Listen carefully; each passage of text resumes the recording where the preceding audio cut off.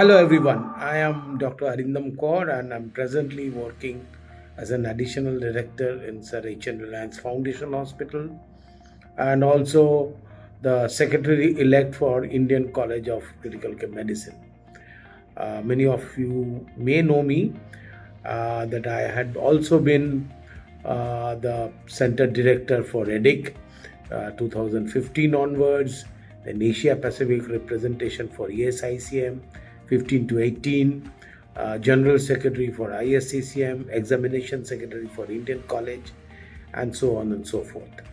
But today I'm specifically here to wish many of you who are actually going to take your EDIC exams in 2024, the first Wednesday of April itself. That is the normal rule to have that, and I wish you all the best for the exams. And why I took time to specifically address the candidates who are taking up the exams is because it's a little emotional on my part, because this is the 10th year when EDIC was very specifically brought to India.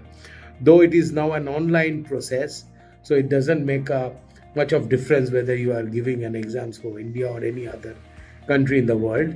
But it had been a long journey where we actually, and I'm here to just give you a brief that how EDIC flourished in the Indian subcontinent and how the entire thing happened. I took my EDIC exams way back in 2009, and not many people, it was hardly you could have counted in your fingers that how many people have taken the European exams actually from India. I was working in India and I took the exams. I had to go to Vienna and then subsequently to St. George's, to UK, Tooting, London, UK, to take the practical exams. At that time it was bedside, and I cleared with flying colors. In fact, both theory and practical, I had the highest number internationally on that part. So they recognized me on that.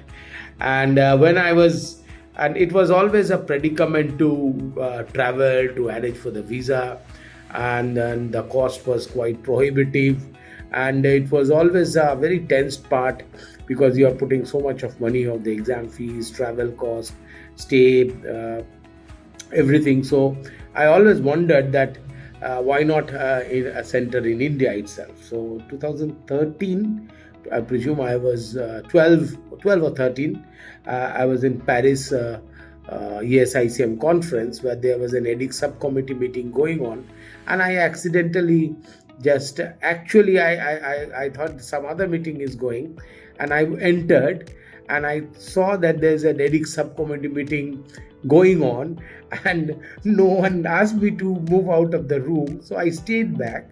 And at the end of the meeting, I heard what they were discussing, and at the end of the meeting, I just raised my hand and put up this simple question that why not, where you have the maximum amount of English speaking intelligent candidates, and why not make up a center over there? So someone in the EDIC committee who happens to be of Indian origin, Dr. Ravi Kumar, he connected me, and then we sort of bonded immediately. And he asked me whether we can do it. I said, why not? But Europeans work in a different way. So they invited me for the nearest center in Dubai. They asked me to see the other exams in Europe. So 3-4 exams I subsequently attended, the part 1 itself. And I said that we can pull this up. We can do even a better job than what you are doing. So he said, would you get the numbers? I said, you would be surprised to know that how many numbers. India is always good with numbers. India is always good with academics. So they thought they are taking a chance, but why not?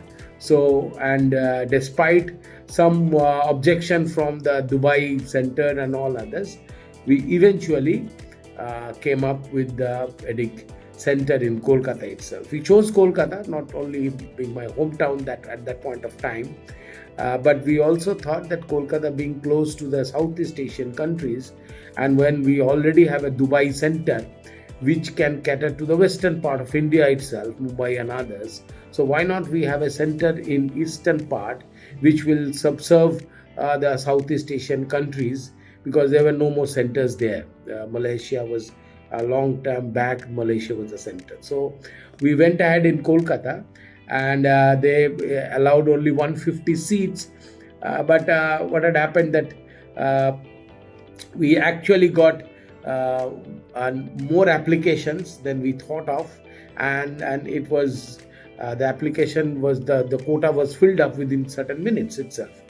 So anyway, we conducted the first exams. We did a press conference. There was a huge uproar in the country. A lot of people thanked us, and then we continued. So the seats increased from 150 to 200 to 250 to 300, and every time the seats were filled within a couple of minutes. In fact, 18 or 19, it was filled up within a minute, in seconds, rather than, and then the site actually crashed on that part. So till 2020 we did the physical exams, and then in fact in midst of the first wave we still conducted the exams itself in October, and that was the last time. And by that time we specialized in the pro-proctor monitoring of the candidates, so that we can do it online itself. And since then 21 onwards is completely online. But I would thank everyone who took the exams to make it a grand success.